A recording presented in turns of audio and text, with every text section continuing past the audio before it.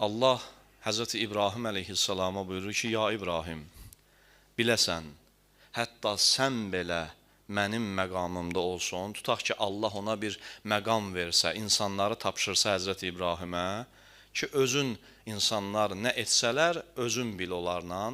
Ya İbrahim, İbrahim Peyğəmbər əzəmətli əxlaq sahibidir, əzəmətli şəxsiyyətdir, ulul əzm Peyğəmbərdir, tövhid qəhrəmanıdır, səbr dağıdır. Buna rəğmən buyurur, ya İbrahim, sən belə dözməzsən, insanların elədikləri günahlara dözməzsən. Bu qədər qüdrəti var, günah eləsək, elə cəzalandırar ki, kim onu məhkəməyə verə bilər, kim Allahı irad tuta bilər, kim Allahı günahlandıra bilər, əstəğfurullah. Kimin əli çatar ona?